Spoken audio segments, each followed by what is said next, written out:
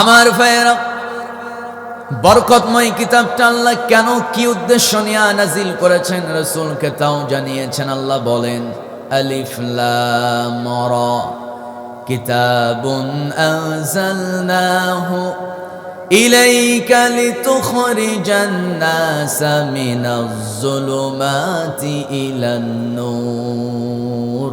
জোরে বলুন আল্লাহু আকবার। হে নবী, এই কিতাব মূলত নাজিল করেছে, উদ্দেশ্য হলো একটা। রৌমারিবাসী বলেন, আল্লাহর কথা কোরআন নাজিলের উদ্দেশ্য কয়টা? একটাই মাত্র উদ্দেশ্য। একটা উদ্দেশ্য নিয়ে আমার আল্লাহ কোরআনটা নাজিল করেছেন। আল্লাহ বলেন, হে নবী, এই কোরআন নাজিলের উদ্দেশ্যই হলো মিনাজ যুলুমাতি ইলান নূর। এই কোরআনের আলোয়, এই কোরআন দিয়া আপনি মানুষদেরকে পথ দেখাবেন। কাদেরকে? যারা অন্ধকারে নিমজ্জিত, যারা পথহারা মানুষদেরকে পথের সন্ধান দিবেন এই কোরআন দিয়া। তার মানে এই কোরআন এসেছে মানুষকে অন্ধকার থেকে আলোর পথে নেবার জন্য। যেরকম সুবহানাল্লাহ। এই যে এই জায়গায় তাফসীর মাহফিল হতেছে, এখানে চারদিকে আপনি তাকায় দেখেন, রাস্তাঘাট, মাহফিলের প্যান্ডেল সব লাইটিং আলোয় আলোকিত হয়ে আছে।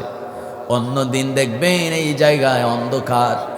তার মানে বোঝা গেল এখানে যখন লাইট লাগানো হয়েছে, জায়গাটা অটোমেটিক আলোকিত হয়ে গেছে।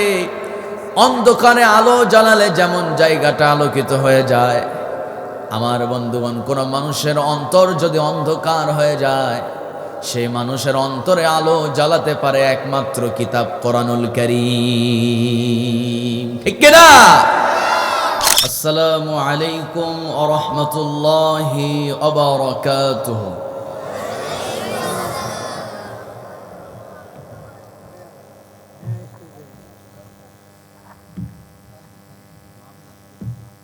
إن الحمد لله الأكرم الذي خلق الإنسان وكرم وعلمه من البيان ما لم يعلم فسبحان الذي لا يحصى امتنانه باللسان ولا بالقلم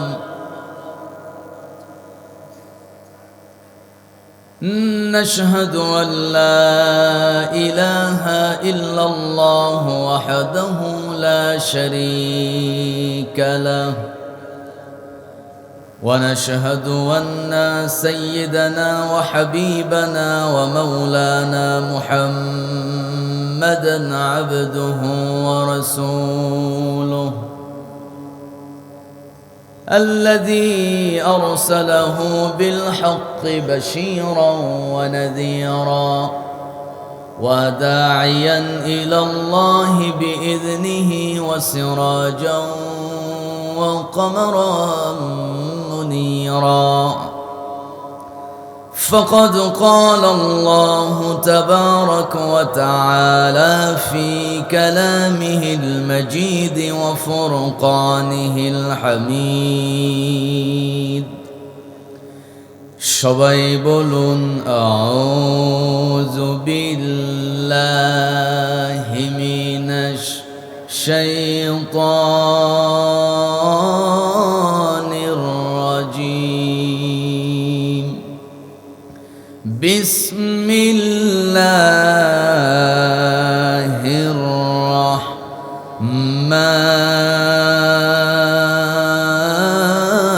রাহমানির রাহিম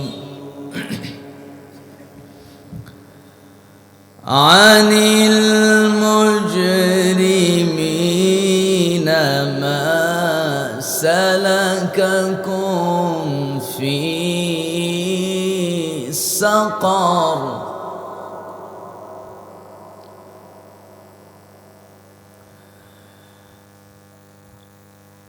ما سلككم في سقر قالوا لم نك من المصلين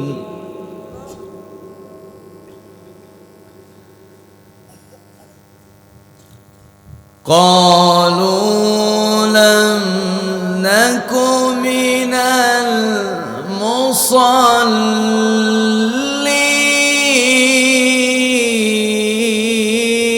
المصلين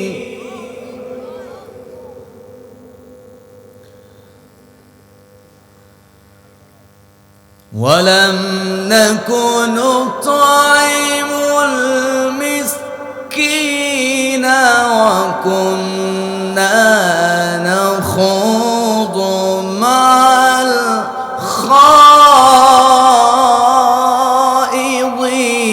الخائضين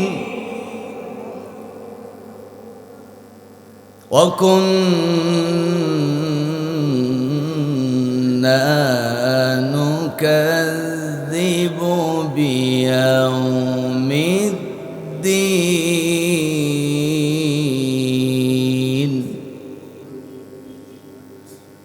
الله أكبر بسم الله الرحمن الرحيم إن الله وملائكته يصلون على النبي يا أيها الذين آمنوا صلوا عليه وسلموا تسليما আমার বন্ধুগণ আল্লাহ রাব্বুল আলামিন বলেন আলিফ লাম মিম ألف لام ميم ذلك الكتاب لا ريب فيه هدى للمتقين جرب بولون الله أكبر শুরুতেই আল্লাহ জানাচ্ছেন ও দুনিয়ার মানুষ এটা তো এমন একটা কিতাব লা রাইবা ফি যার ভিতরে ভুল তো দূরের কথা কোনো সন্দেহ নাই। আচ্ছা বলেন তো কোরআনের মধ্যে কি আপনারা কোনোদিন কোনো ভুল পাইছেন নাকি? কথা কয় না, পাইছেন? কোনো ভুল নাই, কোনো সন্দেহ নাই। এটা এমন একটা বরকতময় কিতাব, দিন নাই রাত নাই, 24 ঘন্টা দুনিয়ার কেউ না কেউ আল্লাহর কালাম পড়তেছেই। সুবহানাল্লাহ। কি বরকতময় কিতাব এই কোরআনকে। এই যে কোরআনের হাফেজ ছাত্রদের কাছে পাগড়ি দেওয়া হবে, বলেন তো যারা কোরআনের হাফেজ হয় এটা কি এমনি এমনি হওয়া যায় না আল্লাহর রহমত লাগে? আল্লাহর রহমত ছাড়া কখনো সম্ভব না। এই মাদ্রাসা এখানে 24 ঘন্টা কোরআন পড়া হয়। যেখানে কোরআন পড়া হয় ওই জায়গা কিয়ামতের দিন আল্লাহকে বলবে, আল্লাহ এই জায়গা অমুকে দিয়েছিল, এই জায়গায় অমুকে কোরআন পড়েছে, যতক্ষণ না তারে তুমি মাফ না করেছ আল্লাহ আমি ছাড়তেছি না। সুবহানাল্লাহ পড়ে। কোরআন এমন বরকতময় কিতাব, এই কোরআন যদি কারো পক্ষে অবস্থান নেয় তার কপাল খুলে যাবে, সে জান্নাতে যাবে। এই কোরআন যদি কারো বিরুদ্ধে অবস্থান নেয় সে জাহান্নামে যাবে। এই জন্য আমরা কোরআনের সাথে থাকতে রাজি আছি না নাই? আস্তে কবে না আছি না নাই? জোরে বলি ইনশাআল্লাহ। আমার ভাইয়েরা, বরকতময় কিতাবটা আল্লাহ কেন কি উদ্দেশ্য নিয়ে নাজিল করেছেন রাসূলকে তাও জানিয়েছেন। আল্লাহ বলেন আলিফ লাম রা কিতাবুন আনজালনাহু ইলাইকা লিতুখরিজান নাসা মিনাজ যুলুমাতি ইলান নূর। জোরে বলুন আল্লাহু আকবার। হে নবী, এই কিতাব মূলত নাজিল করেছে উদ্দেশ্য হলো একটা। রৌমারিবাসী বলেন আল্লাহর কথা, কোরআন নাজিলের উদ্দেশ্য কয়টা? একটাই মাত্র উদ্দেশ্য। একটা উদ্দেশ্য নিয়ে আমার আল্লাহ কোরআনটা নাজিল করেছেন। আল্লাহ বলেন হে নবী, এই কোরআন নাজিলের উদ্দেশ্যই হলো মিনাজ যুলুমাতি ইলান নূর। এই কোরআনের আলোয়, এই কোরআন দিয়া আপনি মানুষদেরকে পথ দেখাবেন। কাদেরকে? যারা অন্ধকারে নিমজ্জিত, যারা পথহারা মানুষদেরকে পথের সন্ধান দিবেনই কোরআন দিয়া। তার মানে এই কোরআন এসেছে মানুষকে অন্ধকার থেকে আলোর পথে নেবার জন্য। যেরকম সুবহানাল্লাহ। এই যে জায়গায় তাফসীর মাহফিল হতেছে, এখানে চারদিকে আপনি তাকায় দেখেন, রাস্তাঘাট, মাহফিলের প্যান্ডেল সব লাইটিং আলোয় আলোকিত হয়ে আছে। অন্য দিন দেখবেন এই জায়গায় অন্ধকার। তার মানে বোঝা গেল এখানে যখন লাইট লাগানো হয়েছে, জায়গাটা অটোমেটিক আলোকিত হয়ে গেছে। অন্ধকারে আলো জ্বালালে যেমন জায়গাটা আলোকিত হয়ে যায়, আমার বন্ধুগণ, কোন মানুষের অন্তর যদি অন্ধকার হয়ে যায়, সেই মানুষের অন্তরে আলো জ্বালাতে পারে একমাত্র কিতাব কোরআনুল কারীম। ঠিক কিনা? আমার বন্ধুগণ, আমার ভাইরা, নরমালি যদি আমি একটু মেসাল দিই, এই যে এলাকায় আশপাশে, আপনাদের বাড়ির আশপাশে পুকুর আছে, নদী আছে, নদী বন্দর এলাকা, পাশেই আপনাদের নদী না, এটা পাশেই নদী। নদী বা পুকুরে দেখবেন নদীর পাশ দিয়া বা এমন জায়গা আছে, পুকুর দুই পাশে পুকুর, মাঝখানে রাস্তা, অন্ধকার রাত। দিনের বেলা আপনি ওই রাস্তা দিয়ে আসতে নিয়ে দেখেছেন একটা কালো বিষধর একটা সাপ, বিষাক্ত সাপ। দিনের বেলা দেখেছেন, রাতের বেলা বাড়ি ফেরার পথে, সন্ধ্যা, অন্ধকার রাত, আপনি বাড়িতে ফিরবেন, হাতে নাই লাইট, ভিতরে ভয় আছে না নাই? কম কিসের ভয়? সাপ বিচ্ছু। ওই যে বিষাক্ত সাপ, দিনের বেলা দেখছি, এই সাপ যদি আমাকে কামড় মেরে বসে তাহলে তো আজ তো মারা যাব। সাপের ভয়, বিচ্ছুর ভয়। যেমন রাতের বেলা অন্ধকার রাতি, যেমন রাস্তা আলো লাইট জেলে রাস্তা দেখে দেখে যেমন আমরা চলি, ঠিক তেমনি করে এই বর্তমানে এই যুগ, শেষ জামানার এই যুগে চারদিকে অন্ধকার আর অন্ধকার, শুধু গুনার গুনাহ। সমস্ত গুনাহ থেকে, সমস্ত জুলুমাত থেকে বাঁচার জন্য কোরআন নামক লাইট নিয়ে আমাদেরকে সামনে চলতে হবে। আসতে কবেন না, ঠিক কিনা? আমার বন্ধুগণ, আপনি নিজের চেহারার দিকে তাকান, সবাই একটু বলেন তো, এই যে দুটা চক্ষু নামক নিয়ামত, এই দুইটা চোখ কে দিয়েছেন? সবাই তো কয় না। আমার বন্ধুগণ, যে চশমা ছাড়া চলতে পারে না সেই জানে এই চোখটা কত বড় নিয়ামত। যার চোখ নাই সেই জানে চোখটা কত বড় নিয়ামত। আমাদের চোখ আছে, বুঝতে পারছি না, এই জন্য আল্লাহর নাম জবান দিয়ে বেরো হয় না। সবাই একটু উচ্চ, যে একটু মনোযোগ বানায় দেয়, একটু আওয়াজ করে বলুন তো, দুইটা চোখ যিনি দিয়েছেন মহান রবটাকে? কোনো সন্দেহ আছে নাকি? আল্লাহ রাব্বুল আলামিন নিজেই বলেন, কুল হুয়াল্লাযী আনশাআকুম ওয়া জাআলা লাকুমুস সামআ ওয়াল আবসারা ওয়াল আফইদাহ ক্বালীলাম মা তাশকুরুন। জোরে বলুন আল্লাহু আকবার। ও বান্দা, আমি তোমার চেহারার ভিতরে, তোমার দেহের ভিতরে এমন তিনটা নিয়ামত দিয়েছি বান্দা। এই তিনটা নিয়ামতের মধ্যে যদি একটা যদি আমি না দিতাম দুনিয়াতে, ও বান্দা, তোমার কোনো মূল্যই থাকতো না। আমার বন্ধুগণ, আল্লাহ বলেন, বান্দা, আমি তোমাকে দেখার জন্য দুইটা চোখ দিয়েছি, দৃষ্টিশক্তি দিয়েছি, শোনার জন্য শ্রবণ শক্তি দিয়েছি। ও বান্দা, বুঝার জন্য ভালো কোনটা, মন্দ কোনটা, ভালো কোনটা, খারাপ কোনটা বোঝার জন্য বান্দা আমি তোমাকে জ্ঞান দিয়েছি, আকল দিয়েছি। জ্ঞান আল্লাহ সবাইকে দেয় না। জ্ঞান হলো অর্জন করার জিনিস। আপনি যতটুকু কষ্ট করবেন, যতটুকু পরিশ্রম করবেন, ততটুকু জ্ঞান আপনি আহরণ করতে পারবেন, অর্জন করতে পারবেন। কষ্ট করবেন না, আপনি জ্ঞান অর্জন করতে পারবেন না। পিএইচডি ডিগ্রি অর্জন করতে হলে পরিশ্রমের দরকার আছে না নাই? হাফেজ হবেন এমনি এমনি হওয়া যাবে নাকি? দিন নাই রাত নাই, প্রচন্ড শীতকাল, রাত 3:30টার সময় হুজুর ডাক দিবে, না উঠলে বেতের বাড়ি, আরামের বিছানা সুরে ফেলে দিয়া ঠান্ডা পানিতে ওযু বানায়া আমার বন্ধুগণ কোরআন নিয়া শেষ রাতে পড়তে হবে। কঠিন পরিশ্রম, কঠিন পরিশ্রমের মধ্য দিয়ে হাফেজ হওয়া যায়। আমার ভাইয়েরা, যে কোনো কিছু জ্ঞান অর্জন করতে হলে আপনাকে পরিশ্রম করতে হবে, পরিশ্রম করবেন না জ্ঞান আপনি অর্জন করতে পারবেন না। জ্ঞান অর্জন করতে হলে যেমন পরিশ্রম করতে হয়, কিন্তু আল্লাহ রাব্বুল আলামিন বলেন, বান্দা আমি যে তোমাকে ওয়াল আফইদা, ও বান্দা আমি যে তোমাকে আকল দিয়েছি, বিবেক দিয়েছি, বিবেকটা আমভাবে আল্লাহ সবাইকে দিয়েছেন। সবাইকে আল্লাহ ভালো মন্দ বোঝার শক্তি দিয়েছেন, কোনটা ভালো কোনটা খারাপ বোঝার শক্তি যিনি দিয়েছেন বলুন তিনি কে? আমার ভাইয়েরা, ভালো মন্দ বোঝার শক্তি যদি আল্লাহ না দিত, স্ক্রু যদি একটু ঢিল করে দিত, একটু মেন্টাল ভাব যদি আমার আপনার ভিতরে চলে আসতো। আমাদের সমাজে মেন্টাল মানুষ আছে না নাই বলেন? কিছু দেখবেন পাগল, বোঝে না ভালো কোনটা খারাপ কোনটা বোঝে না। আবার দেখবেন কিছু মানুষ আছে চোখে দেখে না, কিছু মানুষ আছে কানে শোনে না, কিছু মানুষ আছে কথা বলতে পারে না।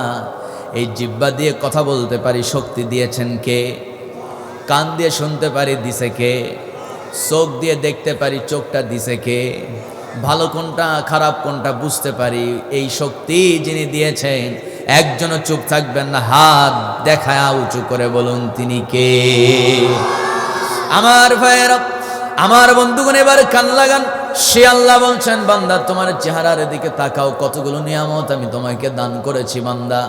ডানে তাকাও, বামে তাকাও, সামনে পেছনে উপরে নিচে, যেদিকেই তাকাবে ও বান্দা আমার নিয়ামত, তোমার রবের নিয়ামত ছাড়া কোনো কিছুই দেখতে পাবে না। বলুন তো, আসমানে যদি তাকান সব সৃষ্টি কার? সবাই বলুন কার? জমিনে তাকান, জমিনটা কার? ডানে তাকান, গাছপালা দেখতে পাচ্ছেন, যা দেখবেন সব কার? বামে তাকান, সব কার? সামনে পেছনে সবই আমার আল্লাহর। আল্লাহ বলেন, বান্দা যতগুলো নিয়ামত আমি সৃষ্টি করেছি, আল্লাহ বলছেন আল্লাযী খালাকা সাবআ সামাওয়াতি তিবাকা মা তারা ফি খালকির রাহমানি মিন তাফাউত ফারজি'ল বাসারা হাল তারা মিন ফুতুর। জোরে বলুন আল্লাহু আকবার। মহান রব্বুল আলামিন বলেন, অতীব সুন্দর বরকতময় মহান রব তো তিনি, যিনি কিনা সাত আসমান এবং সাতটা স্তরে জমিনকে আল্লাহ সৃষ্টি করেছেন। আসমান মূলত সাতটা, কথাটা কার? বলেন বলেন কার? সাত আসমান জমিন সাতটা লেয়ারে আল্লাহ সৃষ্টি করেছেন।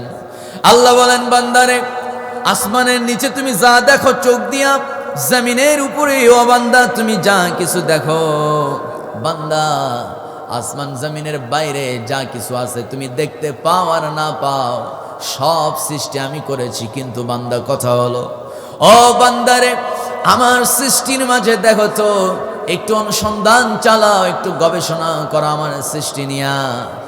অনর্থক কিছু সৃষ্টি আমি কি করেছি নাকি? ভুল কোনো আছে নাকি? আমার সৃষ্টির মাঝে কোনো ত্রুটি আছে নাকি? আল্লাহ নিজে বলছে বান্দারে, কে বলছে? আল্লাহ নিজে বলতেছে, বান্দা আমি যা সৃষ্টি করছি এই সৃষ্টির মাঝে অনর্থক কিছু বানিয়েছি নাকি? এই প্রশ্ন করার কারণ হলো, সমাজে আমরা যারা আছি অনর্থক কত গল্প গুজব করি, অনর্থক কত কাজ করি, অনর্থক টাকা খরচ করি, আছে না? এজন্য আল্লাহ বলছেন, অনর্থক কোনো কিছু তোমার আল্লাহ করছে নাকি একটু দেখো। আল্লাহু আকবার। আল্লাহর সৃষ্টির মাঝে বান্দা তুমি কোনো ভুল খুঁজে পাও নাকি? একটু গবেষণা চালাও, একটু খোঁজো তো বান্দা।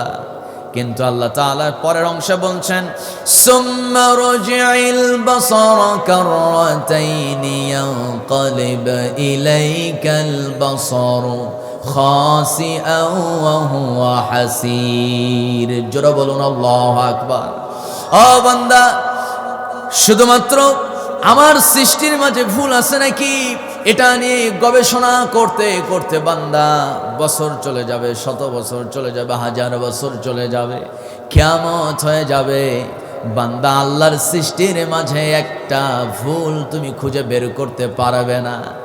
খুঁজতে খুঁজতে আল্লাহর সৃষ্টি নিয়ে গবেষণা করতে করতে, সুম্মা রাজি'ল বাসারা কাররাতাইনি ইয়ানকালিব ইলাইকাল বাসার, ও বান্দা তোমার চক্ষু তোমার দিকেই ফিরে এসে বলবে, মন রে তোর রব এমন একজন রব যার সৃষ্টির মাঝে ভুল নাই। জোরে কোন সুবহানাল্লাহ। আর একটু চিৎকার মেরে বলি আল্লাহু আকবার। মানুষ আর জিন বাদে যত কিছু আল্লাহ তাআলা সৃষ্টি করেছেন সব আমাদের জন্য। এজন্য আল্লাহ রাব্বুল আলামিন বলছেন ইউসাব্বিহু লিল্লাহি মা ফিস সামাওয়াতি ওয়া মা ফিল আরদ ওয়া হুয়াল আজিজুল হাকীম। জোরে বলুন আল্লাহু আকবার। আল্লাহ বলেন বান্দারে জমিনে যা কিছু আছে মানুষ এবং জিন বাদে যত সৃষ্টি আল্লাহ করেছেন সব সৃষ্টি জিকির করে তাসবিহ পড়ে একজনের নামে। চিৎকার মেরে বলুন মহান রবটাকে। সব সময় আল্লাহর নামে তাসবিহ পড়তেছে, পড়েন সুবহানাল্লাহ। সেই রক্তিম বর্ণ ধারণ করে পূর্ব দিগন্তে সূর্য উদিত হবে আর পাখির কিচিরমিচির আওয়াজ আপনার দিলকে একেবারে শান্ত করে দেবে, চোখটা জোড়ায় যাবে। আমার বন্ধুগণ, আমার ভাইয়েরা, এই দৃশ্য দেখে মনটা যে কতটা প্রশান্তি যোগায় মনের ভিতরে, এটা তো সেই বোঝে যে ফজর পরে। কথা কয়, কথা কন ঠিক কিনা? এই দৃশ্য দেখে সেই ব্যক্তিই তো মজা পায় যে ফজর পরে। যে ফজর পরে না ও তো বুঝবে না। কথা কয় না ঠিক কিনা? আমার ভাইয়েরা, আমার বন্ধুগণ, সেই ফজরের মুহূর্তে যখন নাকি সূর্য পূর্ব দিগন্তে রক্তিম বর্ণ ধারণ করে উদিত হয়, আমার ভাইয়েরা, পাখিদের আওয়াজ দিলের মধ্যে প্রশান্তি যোগায়। কিন্তু পাখি মূলত কিচিরমিচির আওয়াজ করে না। আল্লাহ বলেন পাখি তার রবের নামে তাসবিহ পড়ে। এত আস্তে একটু জোরে কোন সুবহানাল্লাহ। সেই মহান রব এবারে বলছেন বান্দারে শোনো, চারদিকে যত নিয়ামত আমি সৃষ্টি করেছি সমস্ত নিয়ামতের মধ্য থেকে শ্রেষ্ঠ নিয়ামতটা কি বান্দা আমি তোমাকে জানাই দিতেছি, শোনো। আল্লাহ রাব্বুল আলামিন একটা সূরা নাজিল করেছেন, সূরাটার নাম হলো রহমান। সূরার নাম কি কন? রহমান। রহমান সূরার প্রথমের কয়েকটা আয়াত আমরা অনেকেই মুখস্থ করেছি, অনেকের জানা থাকারই তো কথা।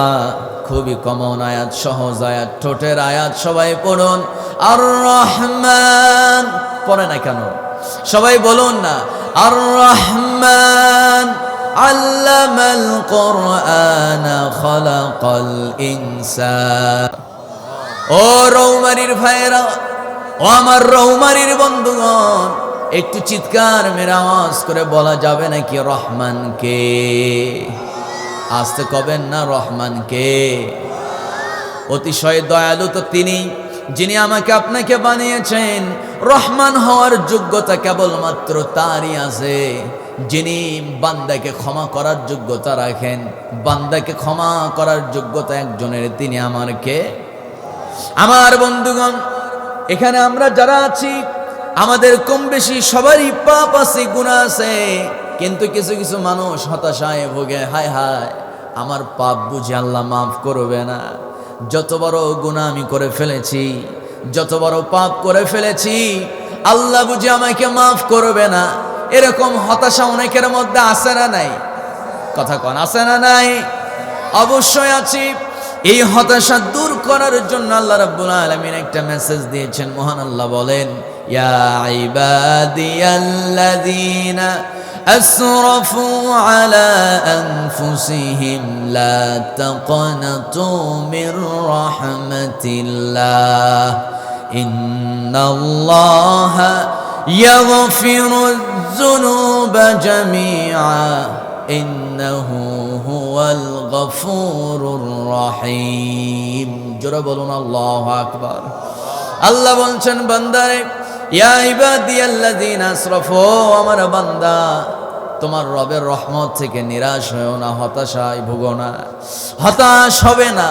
রহমত, আল্লাহর রহমত থেকে বান্দা তুমি হতাশ হয়ো না। ও বান্দা, আল্লাহর প্রতি আশা রাখো।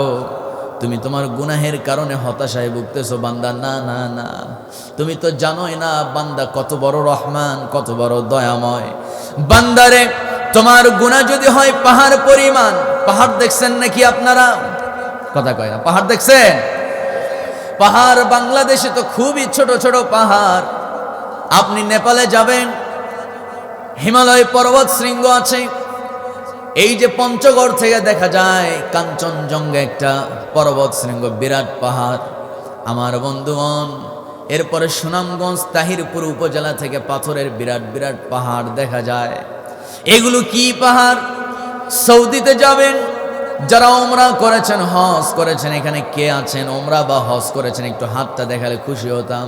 কে কে আছেন? অনেকগুলো হাত উঠছে। আমার ডানে বামে দুজনই গেছে সৌদিতে। আমি নিজেও বেশ কিছুবার গিয়েছি। সেই সৌদি আরবে যাবেন, যাবার পর যারা গিয়েছেন আপনারা দেখেছেন যেই পাহাড়ে আল্লাহর কালাম কোরআনটা নাজিল হয়েছে, সেই বরকতময় পাহাড়ের নাম জাবালে নূর। জাবাল মানে পাহাড়, নূর মানে আলো। কোরআনের আরেকটা নাম হচ্ছে নূর। যেরকম আল্লাহু আকবার। কোরআনের নাম হলো, একটা নাম তো কোরআন, আরেকটার নাম হলো ফুরকান। কোরআনের আরেকটা নাম হলো নূর, কোরআনের আরেকটা নাম হলো মাজিদ। অনেক নাম আছে কোরআনের আমার বন্ধুগণ, আমার ভাইয়েরা। সেই জাবালে নূর নামক পাহাড় 2200 মিটার উচ্চতা বিশিষ্ট বিশাল পাহাড়। সেই পাহাড়ের উপরে আমার নবীজি উঠেছেন। ওই পাহাড় থেকে উপরে, একদম উপরে ওঠার পর আবার একটু নিচে নামতে হয়, মোটামুটি প্রায় 30 ফিট নিচে নামতে হয়, ঠিক না? 30 ফিট নিচে নামতে হয়। নামার পরে পাথরের সেই চিপা দিয়ে সুড়ঙ্গ আছে, ভয়ঙ্কর সুড়ঙ্গ। সেই সুড়ঙ্গ দিয়ে ভিতরে ঢুকতে হয়। আমার বন্ধুগণ, এখন তো সরকার গভর্নমেন্ট, সৌদি গভর্নমেন্ট সেখানে সিঁড়ি বানায় দিয়েছে। উঠতে তো আর কষ্ট হওয়ার কথা না, কিন্তু কথা হলো আমি তরুণ যুবক মানুষ, আমি নিজেও সেপ্টেম্বরে লাস্ট গিয়েছি। যতবার আমি যাই সেখানে ওঠার চেষ্টা করি, উঠি প্রত্যেকবারই। সেখানে উঠতে প্রায় 1-1.5 ঘন্টা সময় লেগে যায়। উঠতে উঠতে উঠতে উঠতে আমরা হিমশিম খেয়ে যাই, শ্বাস বন্ধ হয়ে আসে, একেবারে ক্লান্ত হয়ে যায়। কি চাচা, ঠিক না? একেবারে স্তব্ধ হয়ে, মানে শরীর চলে না, এরকম অবস্থা। হাঁটুগুলো একেবারে প্রচন্ড ব্যথা, একেবারে দুর্বল, মনে হয় আর উঠতে পারবো না, নিচে নামতেও পারবো না। কিন্তু আমার বন্ধুগণ, আমরা উঠতে গিয়ে হিমশিম খাইলে কি হবে? কিন্তু আমার নবীজি সেখানে ধ্যানে মগ্ন ছিলেন। বাচ্চাদেরকে একটু সাইড করে। আমার নবীজি সেখানে উঠেছেন, কিন্তু মজার ব্যাপার হলো আমার বন্ধুগণ, আমার নবীজির স্ত্রী আম্মা জান খাদিজা রাদিয়াল্লাহু তাআলা আনহা, তিনি প্রত্যেকটা দিন নবীর জন্য খাবার নিয়ে মক্কা থেকে জাবালে নূরে আসতেন। প্রায় 11 কিলোমিটার রাস্তা তিনি হেঁটে হেঁটে আসতেন। 11 কিলোমিটার রাস্তা, গাড়ি নাই, কিছু নাই। আমরা তো গভর্নমেন্টের দেওয়া বাস, এসি বাসে চড়ে যাই। দীর্ঘ 11-12 কিলোমিটার রাস্তা তিনি হেঁটে আসতেন। আসার পরে আম্মাজান খাদিজা, সেই প্রচন্ড উত্তাপ রোদের মধ্যে আম্মাজান খাদিজা, সিঁড়ি নাই, সিঁড়িবিহীন পাহাড়ে তিনি কি না কষ্ট করে নবীর জন্য খাবার দিতেন। যেরকম সুবহানাল্লাহ, আর যেরকম আল্লাহু আকবার। সেই পাহাড়ে তিনি উঠতেন। একবার আম্মাজান খাদিজা রাদিয়াল্লাহু তাআলা আনহা উঠতে গিয়া পা পিছলে গিয়ে, কি বলে, পায়ের যে বৃদ্ধাঙ্গুল, এই বৃদ্ধাঙ্গুলের উপরের নখটা উঠে গেছে। আল্লাহু আকবার তো কেউ করলেন না। আচ্ছা বলেন তো, এটা উঠলে যন্ত্রণা কম হয় না বেশি হয়? আস্তে কমে, কম না বেশি? প্রচন্ড কষ্ট। এরপরও তিনি হাল ছেড়ে দেন নাই। আম্মাজান খাদিজা প্রচন্ড কষ্ট করে নবীর প্রেমে মাতোয়ারা হয়ে আমার নবীর জন্য খাবার নিয়ে পাহাড়ের চূড়ায় উঠেছেন। নবীর কাছে গেছে, আমার নবীজিকে কিছু বলে নাই যে নখ উঠে গেছে, কষ্ট, প্রচন্ড ব্যথা। নবীকে বুঝতেই দেয় নাই, নবীকে বলেই নাই। আমার নবীজি যখন খাদিজাকে বিদায় দেবে, খাবার দিয়া যখন ফেরত যাচ্ছে, পেছন থেকে নবী আমার ডেকে বলে, ও আমার খাদিজা, তুমি সামনে একটু ঘোরো তো। ঘুরছে, বলে তোমার বৃদ্ধাঙ্গুলে কি হয়েছে, এরকম রক্ত কেন? বলতে বলতে আম্মাজান খাদিজা চোখের পানি ছেড়ে দিয়েছেন। প্রচন্ড ব্যথা, নবীকে বুঝতে দেন নাই। আমার নবীও কেঁদে ফেলছেন। নবী করলেন কি, মুখের লালা মোবারক সেই জায়গায় একটু লাগাই দিছে। মুহূর্তের মধ্যে যন্ত্রণা, ব্যথা ভালো হয়ে গেছে। আর একটু জোরে বলি আল্লাহু আকবার। আমার ভাইয়েরা, সেই বিরাট পাহাড় জাবালে নূর। কি পাহাড়? আসতে কবেন না, কি পাহাড়? জাবালে নূর। আমার বন্ধুগণ, সে আলোকিত পাহাড়, বিরাট পাহাড়। সেই এরকম অসংখ্য পাহাড় মধ্যপ্রাচ্যে আছে। আমার ভাইয়েরা, আমার বন্ধুগণ, মূল যেই কথাটা আমি বলতে চাচ্ছিলাম সেটা হলো আল্লাহ রাব্বুল আলামিন অসংখ্য যে পাহাড় পর্বত সৃষ্টি করে রেখেছেন। আল্লাহ বলেন, বান্দা, এই পাহাড় পরিমাণ যদি তুমি কোনো গুনাহ করে থাকো, পাহাড় পরিমাণ যদি তোমার গুনাহ হয়, ও বান্দা, এই পাহাড় পরিমাণ গুনাহ নিয়ে আমার দরবারে হাত তুলবা। আর তুমি বান্দা পাহাড় পরিমাণ গুনাহ নিয়া, ও বান্দা, তুমি আমার দরবারে হাত তুলে কেমনে আমার কাছে মাফ চাইবা সেটাও শিখে দিতেছি। আল্লাহ বলেন, সবাই বলুন গুনাহ মাফের দোয়া, রব্বানা যালামনা, পড়েন না, রব্বানা যালামনা আনফুসানা ওয়া ইল্লাম তাগফির লানা ওয়া তারহামনা লানাকুনান্না মিনাল খাসিরিন। জোরে বলি আল্লাহু আকবার। এই গুনাহ মাফের দোয়াটা শিখিয়েছেন কে? আল্লাহ শিখাচ্ছেন। বান্দা, গুনাহ মাফের জন্য এই দোয়াটা পড়বি আর চোখের পানি ফেলবি। আর বান্দা, গুনাহের পরিমাণ যদি পাহাড় সম পরিমাণও হয়ে থাকে, পাহাড় পরিমাণ গুনাহ মাফের জন্য আমি বান্দা আকাশ পরিমাণ ক্ষমা নিয়ে তোর সামনে হাজির হব। এত আস্তে সুবহানাল্লাহ বললে কি গুনাহ মাফ হবে নাকি? জোরে কোন সুবহানাল্লাহ। আমার ভাইয়েরা, আমার বন্ধুগণ, এবার প্রশ্ন হলো, আর রহমান, রহমান তো একজন, চিৎকার মেরে বলুন তিনি আমার কে?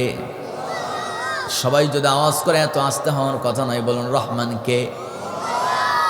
আমার ভাইয়েরা, আমার বন্ধুগণ, আল্লাহ বলছেন তিনি রহমান, যিনি শিক্ষা দিয়েছেন কোরআন, যিনি মানুষকে কথা শিখিয়েছেন, কথা বলার শক্তি দিয়েছে। আমাদেরকে কথা শিখিয়েছেন কে?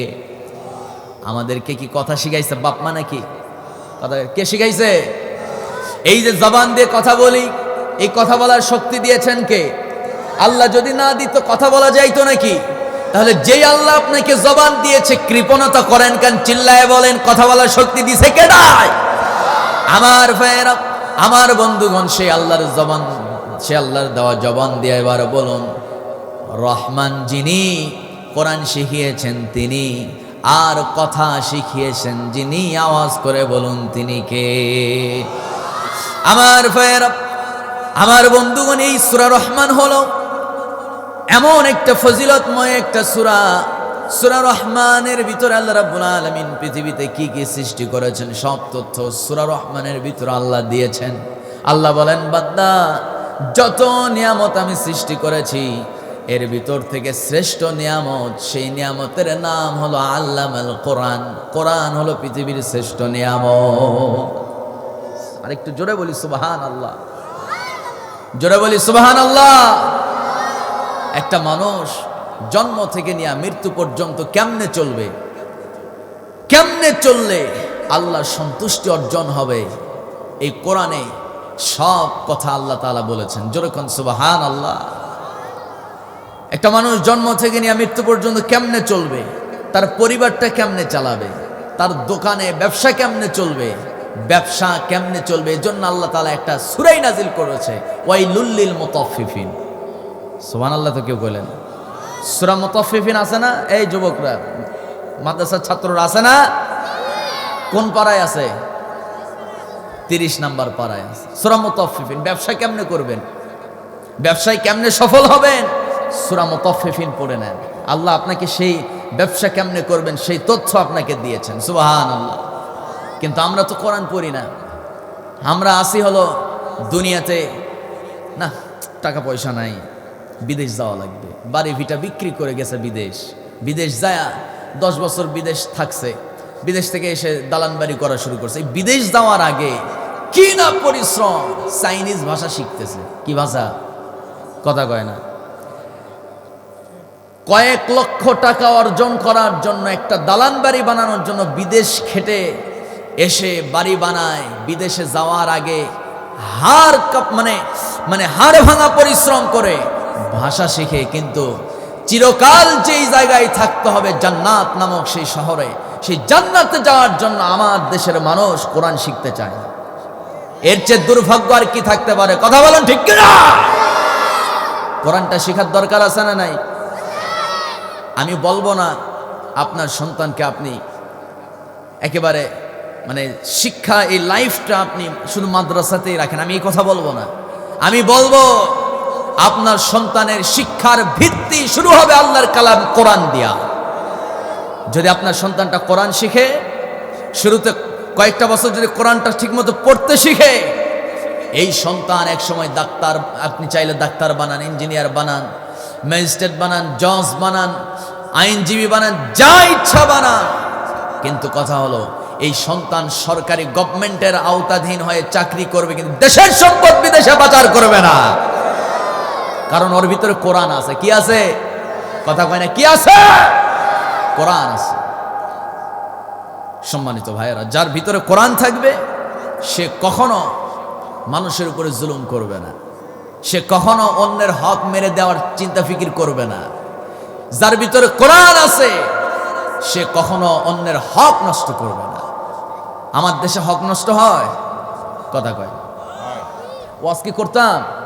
একটু কথা বলেন, হক কি আমার দেশে কেউ কি কারো উপরে নষ্ট করে? কে করে সবচেয়ে বেশি? কয় সরকার। সরকারি লোকেরাই তো বেশি হক নষ্ট করে, ঠিক কিনা? তবে হ্যাঁ, আমরা 54 বছর দেখেছি যারাই ক্ষমতায় গিয়েছে মানুষের হক নষ্ট করেছে, জনগণের হক নষ্ট করেছে। সুতরাং 54 বছরের সেই কালচার, ওই 71-এর চেতনার নামে রাজনীতি আর হবে না। এখন থেকে রাজনীতি হবে কোরআনের চেতনার রাজনীতি। কারা কারা রাজি আছেন? 2 হাত, আমি তাদের দেখতে চাই। মুসলমান তাকবীরদার কেউ নাই? একজন তাকবীর দেন দেখি। চা আছে নাকি? একটু চা।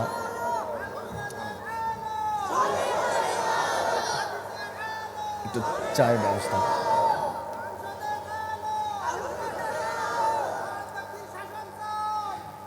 যে সম্মানিত ভাইরা, হাত নামাইতে কই না, হাত ওঠান। হাত উঠাইছেন সবাই? মাশাআল্লাহ। আল্লাহ তুমি প্রত্যেকের হাতগুলো কবুল করো। আজ থেকে একটু জোরে কোন আমিন। হাত নামান। সম্মানিত বন্ধুগণ, আমরা সেই পুরানো কালচার আর প্রতিষ্ঠিত হতে দেব না। কথা কয় না? আমরা পুরানো কালচারে আর আছি নাকি? আমরা নতুন কালচার দেখতে চাই, চাঁদাবাজ মুক্ত সমাজ গড়তে চাই, ঠিক কিনা? আল্লাহ কবুল করুন। সম্মানিত বন্ধুগণ, আমার ভাইয়েরা, আজকে আমি মূলত তেলাওয়াত করেছি কোরআনুল কারীমের 74 নম্বর সূরা। সূরার নাম সূরা আল মুদ্দাসসির। সূরার নাম কি? সূরা মুদ্দাসসির। সেই সূরা মুদ্দাসসির থেকে, এই পৃথিবীর শ্রেষ্ঠ নিয়ামত নামক গ্রন্থ কোরআন থেকে আমি আপনাদেরকে কিছু কথা শোনাতে চাই। মনোযোগ দিবেন তো ইনশাআল্লাহ? একটু সময় দেবেন তো ইনশাআল্লাহ? আমি হয়তো আর মিনিট 20 সময় পাবো। এই সময়ের মধ্যে আমি আমার কথাগুলো গোছানোর চেষ্টা করছি। জোরে বলি ইনশাআল্লাহ। আমার বন্ধুগণ, আল্লাহ রাব্বুল আলামিন বলেন, বান্দারে, হাসরের সেই মহা দিবস কায়েম হয়ে যাবে, কিয়ামত দিবস কায়েম হয়ে যাবে। কিয়ামতের দিন প্রত্যেকটা বান্দার বিচার যিনি করবেন তিনি আমার কে? সবার বিচার সেদিন হবে। বড় নেতা দেশে আসার আগেই তার সব মামলা খালাস। ডক্টর ইউনূস কতগুলো মামলা ছিল, তার তো জেলখানায় ঢোকানোর কথা ছিল। এক দলের উইকেট পরে, আর উইকেট পড়া মাত্র দেখা গেল ডক্টর ইউনূসের সব মামলা ডিসমিস। সে এখন হয়ে গেছে দেশের বাদশা। কথা কয় না? আসতে কবেন না, ঠিক কিনা? ডক্টর ইউনূসের যদি আসলেই মামলা থাকে, আসলেই যদি সে কোনো অন্যায় করে থাকে, আমার বন্ধুগণ, অন্যায় করলেও তার তো মামলা আর নাই। বহু নেতা আছে জেলখানায় ছিল, জামাতের বহু নেতা জেলখানায়, বিএনপির বহু নেতা জেলখানায়। কথা কন না কেন? জামাত বিএনপির সমস্ত বড় বড় নেতৃবৃন্দ ছিল জেলখানার ভিতরে। যেই না আওয়ামী লীগের উইকেট পড়ে গেছে, সবগুলো জেলখানা থেকে বের হলো। এমনকি জামাতের ফাঁসির আসামি, যাবজ্জীবন কারাদণ্ড যারা দেওয়া হয়েছিল, রংপুরের, আপনাদের রংপুরের তো কি জানি নাম ওনার, এটিএম আজহারুল সাহেব, ওনাকে তো যাবজ্জীবন কারাদণ্ড দেওয়া হয়েছিল।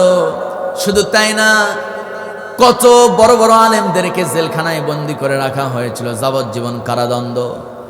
জালেম সরকারের পতন হলো, তারা জেল থেকে বের হয়ে আসলো। আমার বন্ধুগণ, এবার কথা হলো, আওয়ামী লীগের যারা বর্তমানে জেলখানায় আছে, কোনো মতো যদি আওয়ামী লীগ চান্স পায়, ওরা হাজারো অপরাধ করুক, ওদের নেতাদেরকে জেল থেকে বের করবে। কথা কন না কেন? তাহলে বোঝা গেল আমার দেশে সঠিক আইন নাই, বিধায় অপরাধ করলেও ছাড় পায়। কথা বলো। আবার নিরপরাধ মানুষগুলো জেলে ঢুকে যাবজ্জীবন কারাদণ্ড খাটে। কথা কয় না আমার ভাইয়েরা? কিন্তু যদি কোরআন দিয়ে যদি আদালত চালানো হতো, আল্লাহ রাব্বুল আলামিন শুধুমাত্র বিচার ব্যবস্থা আদালতের জন্য, প্রায় আদালত এই প্রাঙ্গণ, এই আদালত সেক্টর চালানোর জন্য কোরআনুল কারীমের ভিতরে প্রায় 1700 আয়াত তিনি নাজিল করেছেন। সুবহানাল্লাহ। বাড়িতে গিয়ে বলেন একটু জোরে কোন সুবহানাল্লাহ। আইনজীবীর কাছে গেছে, রৌমারির এক যুবক গেছে আইনজীবীর কাছে, যাওয়ার পর দেখতেছে আইনজীবীর চেম্বারে তার ঘরের মধ্যে বহু আলমারি, শুধু আইনের কিতাব, এই বড় বড় আছে না, বিরাট বড় বড় আইনের কিতাব, কিচ্ছু লাগবে না, সব আগুন দিয়ে জ্বালায় দাও। কোরআনের আইন দিয়ে যদি রাষ্ট্র চালানো হতো, আমার বন্ধুগণ, একটা খুনিও বাংলার জমিনে ছাড় পেত না।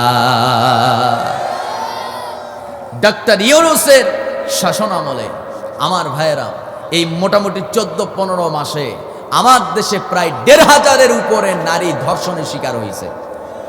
কয়জনের বিচার হয়েছে? আমার দেশে কতজনকে খুন করা হলো? কেউ কাউকে গুলি করে খুন করে, কেউ কাউকে পাথর মারে খুন করে, কেউ কাউকে চাকু মাইরে খুন করে। আমার দেশে পর্যন্ত ডজন ডজন করে কয়েকশো খুন হলো। কই সেই খুনিদেরকে তো ধরা হলো না। খুন করে বড় নেতার ছত্র ছায়ায় থেকে পার পেয়ে যায়, কিন্তু আল্লাহর বিচার যেদিন শুরু হবে, সেদিন কি কোনো পার পাওয়ার কোনো সুযোগ আছে? যারা বলতেছেন না আমি বুঝবো, সমস্যা আছে, একটু জোরে কোন সুযোগ আছে? কোনো সুযোগ নাই। এজন্য আল্লাহ বলছেন, বান্দা বিচার দিবসে আমি যখন আমার সমস্ত বিচার কার্য শেষ করে ফেলব, বিচার শেষ, এখন সময় এসে যাবে প্রতিদান দেওয়ার সময়। যারা ভালো কাজ করবে, বিচার করে যার আমল নামা দেখা হবে, লোকটা ভালো, সে যাবে জান্নাতে, যে খারাপ সে তো জাহান্নামে। কেউ যাবে জান্নাতে, কেউ যাবে জাহান্নামে। জান্নাতে এবং জাহান্নামে মানুষদেরকে পাঠায় দেওয়ার পর আল্লাহ রাব্বুল আলামিন জান্নাতীদেরকে জাহান্নামীদের দেখার সুযোগ করে দিবেন। জান্নাতীরা জাহান্নামীদেরকে দেখতে পাবে, জাহান্নামীরা জান্নাতীদেরকে দেখতে পাবে। আল্লাহ রাব্বুল আলামিন প্রথমত জান্নাতি মানুষদেরকে ঢুকানোর পর জাহান্নামীদের সেই ভয়ঙ্কর চিৎকার, তাদের কষ্ট, সেই জান্নাতীদের কান পর্যন্ত পৌঁছায় দেবে। জান্নাতীদেরকে বলবে, দেখো কি আযাব তাদেরকে দেওয়া হচ্ছে, তোমরা তোমাদের সেই ওয়াদা অনুযায়ী আমি কি তোমাদেরকে প্রতিদান দিয়েছি নাকি দেখো। জান্নাতীরা খুশি হয়ে যাবে। কিন্তু যখন দেখবে জাহান্নামী যারা চরম লেভেলে চিৎকার করতেছে, যারা জাহান্নামের ভিতরে চরম কঠিন আযাবের মধ্যে যারা গ্রেপ্তার আছে, এদের ভিতরে কিছু কিছু মানুষকে জান্নাতীরা চিনতে পারবে। বলবে, এই দেখতো, এটা তো আমার এলাকার অমুক হাজী সাহেব, 5 ওয়াক্ত নামাজে তসবিহ দানা টানতো, এত ইবাদত বুজুর্গগিরি করতো, কিন্তু আজকে হাজী সাহেব জেল কি বলে জাহান্নামের ভিতরে কেন? জিজ্ঞেস করতে মন চাবে। কি করতে মন চাবে? জিজ্ঞেস করতে মন চাবে, আমার এলাকার সবচাইতে সুনামধন্য নেতা আজকে জাহান্নামে, ঘটনা কি? আমার দেশে, আমার গ্রামের, একই গ্রামে বসবাস করছি, একসঙ্গে কলেজে পড়েছি, কিন্তু আমার বন্ধুটা আজকে জাহান্নামে, আমি জান্নাতে। জিজ্ঞেস করতে মন চাবে, বন্ধু তুই জাহান্নামে কেন? আল্লাহ সুযোগ দিয়ে দিবেন। জান্নাতীরা, কাদেরকে তোমরা চেনো, কাকে কাকে চেনো, প্রশ্ন করো কেন সে জাহান্নামে আসছে। সেদিন জান্নাতীরা জাহান্নামীদেরকে প্রশ্ন করবে, ফি জান্নাতি ইয়াতাসাআলুন। জোরে কোন আল্লাহু আকবার। সেদিন জান্নাতীরা জাহান্নামীদেরকে প্রশ্ন করবে। কি প্রশ্ন করবে? মা সালাকাকুম ফি সাকার ক্বালু লাম নাকু মিনাল মুসাল্লিন। জোরে বলুন আল্লাহু আকবার। ও জাহান্নামী ভাইয়েরা, কোন অপরাধের কারণে আজকে তুমি জাহান্নামের আগুনে জ্বলতেছো? কি অপরাধ করেছো যার কারণে আজকে তুমি জাহান্নামে এসেছো? সেদিন সেই জাহান্নামী বলবে, আমি জাহান্নামে আসছি, এর পেছনে কারণ হলো চারটা। রৌমারিবাসী একজনও চুপ মেরে থাকবেন না, সবাই চিৎকার মেরে বলুন জাহান্নামে আসার কারণ কয়টা? যার কারণে জাহান্নামে আসছি। কি সেই কারণ? জাহান্নামী ভাই এবার বলবে, ও আমার জান্নাতি ভাই শোনো, মা সালাকাকুম ফি সাকার, সাকার নামক এই ভয়ঙ্কর জাহান্নামে আসছি তার এক নাম্বার কারণ হলো ক্বালু লাম নাকু মিনাল মুসাল্লিন। আল্লাহু আকবার। আজকে আমি জাহান্নামে আসছি, এক নাম্বার কারণ হলো লাম নাকু মিনাল মুসাল্লিন। তুমি নামাজ পড়তে, তুমি নামাজে যাইতে, আজান কানে আসা মাত্র তুমি যাইতা মসজিদে, আর আমি যাইতাম বন্ধুদেরকে নিয়ে তাসের আড্ডায়, জুয়ার আড্ডায়, মদের আড্ডায়। তুমি যাইতা আজান শোনা মাত্র মসজিদে, আর আমি যাইতাম নিজের মন গড়া বিভিন্ন কাজকর্মে ব্যস্ত থাকতাম। তুমি তো আজান শোনা মাত্র বলতে সমস্ত কাজকে বলতে কাজ আমার নামাজ আছে, কিন্তু আমি নামাজকে বলতাম নামাজ আমার কাজ আছে। যারা বলবে নামাজকে বলবে আমার কাজ আছে, তারা যাবে জাহান্নামে। যারা বলবে কাজ আমার নামাজ আছে, পরে কাজ, সে যাবে কোথায়? সে যাবে জান্নাতে। আমার বন্ধুগণ, নামাজ পড়বেন তো জান্নাতে যেতে পারবেন। এখানে ছোট ছোট নুরানিতে পরে ছোট ছোট বাচ্চা, কিছুই বুঝে না, 7 বছর, 5 বছর, 6 বছর বয়স। যদি একজনকে দাঁড় করায় দেয়, যদি কেউ জিজ্ঞেস করি 5 নাম্বার হাদিসটা বলো, কে বলতে পারবে 5 নাম্বার হাদিস? 5 নাম্বার হাদিস জানো না কেউ? দাঁড়াও, তুমি দাঁড়াও, দাঁড়াও, বলো 5 নাম্বার হাদিসটা বলো, জোরে কও একটু।